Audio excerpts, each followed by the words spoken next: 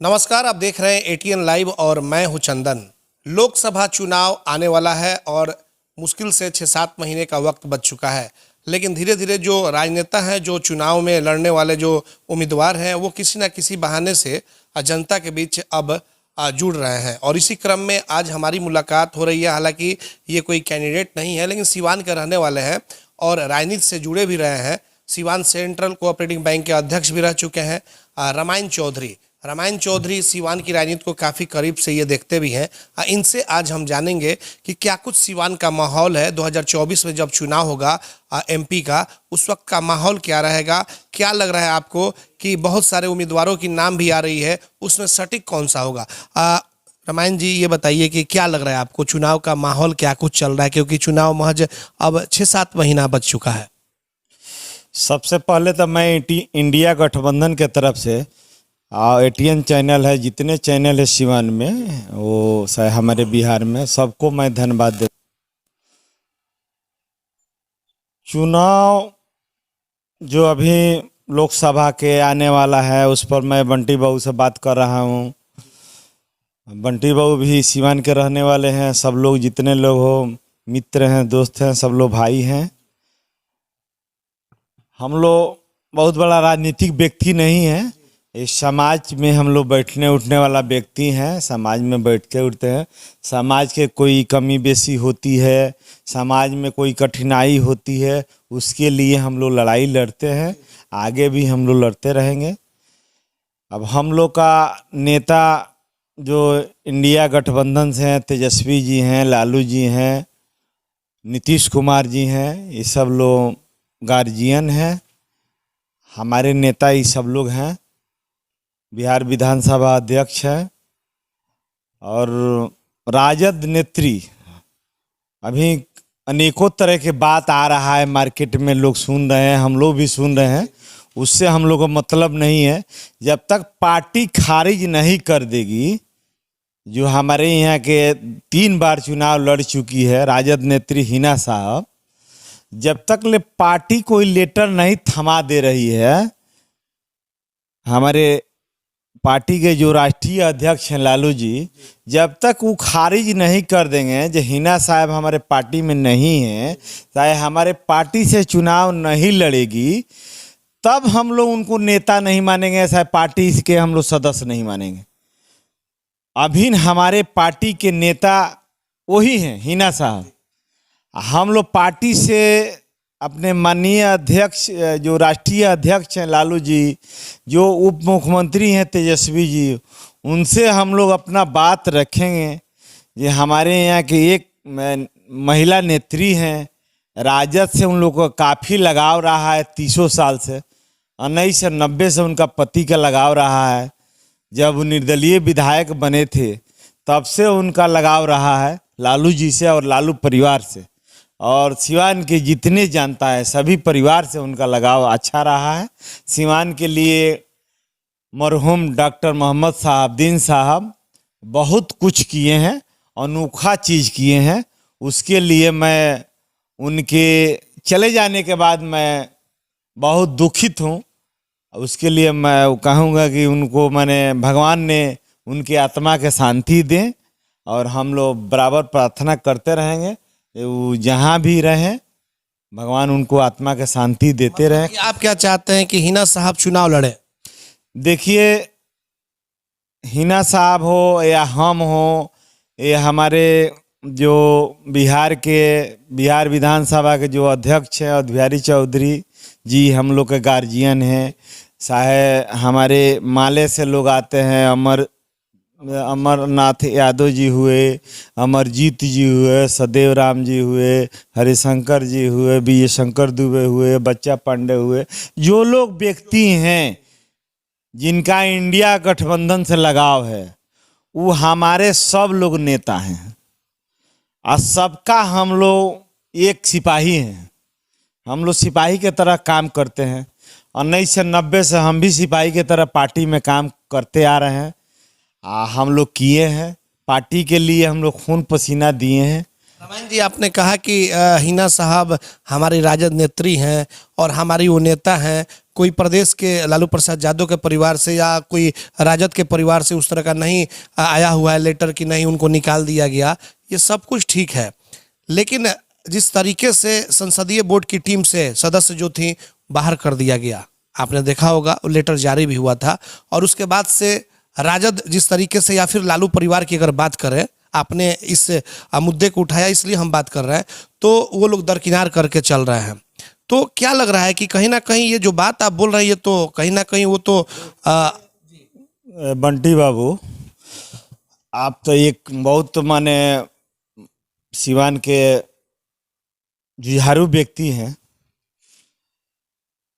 उसमें जो संसदीय बोर्ड्स को जो वो लोग जो चिट्ठी जारी किए, उसमें हमारे नेता जो हैं लालू जी, तेजस्वी जी, वो लोग के उसमें जगतानंद सिंह का मुख्य भूमिका था।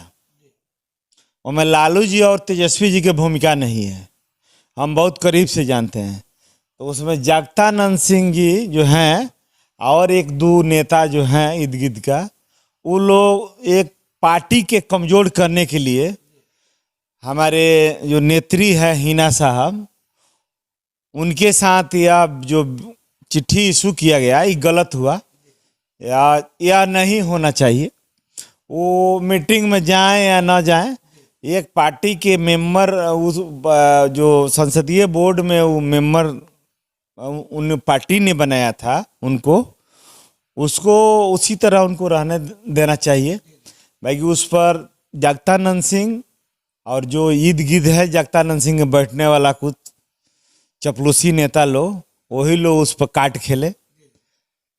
उससे कोई हिना साहब के सेहत पर कोई कुछ पड़ने वाला नहीं है, कोई गलत कोई उससे सीवान की जनता में कोई गलत संदेश नहीं है कोई। अभी आपने देखा होगा कि लालू प्रसाद यादव भी महीनों पहले आए हुए थे, गोपालगंज में आए थे और अपने गांव गए थे, यहाँ तक कि ससुराल भी गए थे। इसके पूर्व में आपने कई बार देखा होगा जब मोहम्मद शहाबुद्दीन जीवित हुआ करते थे, तो अगर लालू प्रसाद यादव आते थे तो सिवान में जरूर आते थे और उनसे मिला करते थे। इस बार नहीं आना, और इसको लेकर के भी लोगों का कहना है कि दूरियां बहुत ज़्यादा शायद बढ़ गई है और ये शायद अब पटने वाली नहीं है दूरियां, ये खामियां समाप्त नहीं होगी और यही कारण रहा कि लालू प्रसाद यादव सिवान नहीं आए हिना साहब से। देखिए, आपसे हम बता देना चाहता हूँ, हम लोग एक सामाजिक व्यक्ति हैं, इसका पहचान है समाज में और सिवान की जितना जनता है, जो लोग भी हैं, सब लोग के बीच में पहचान है हम लोग का।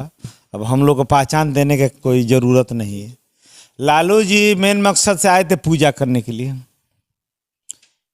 लालू जी माँ दुर्गा के, थाव दुर्गा के जो दरबार में आए, अपना माथा टेके, पूजा किए, पूजा पाठ किए, वहाँ से फिर गोपालगंज लौटे, गोपालगंज से ससुराल गए। उनका सेहत तबीयत ठीक नहीं था, रहा सिवान आने के लिए।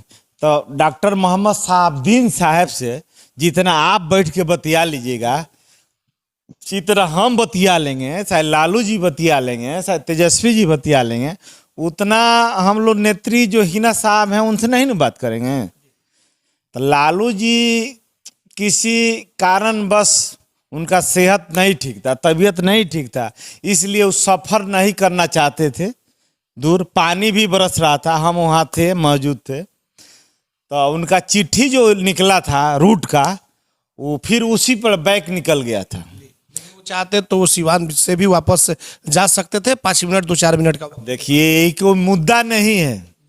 हिना साहब का घर है लालू यादव का घर, और लालू यादव का परिवार है, शहाबुद्दीन साहब के जो लोग भी हैं, हिना साहब है, ओसामा जी है, उनको बेटी बेटा पतोहू जो भी लोग हैं, सब लोग परिवार हैं। ना लालू जी अलग टूटे हैं या ना हिना साहब टूटे हैं।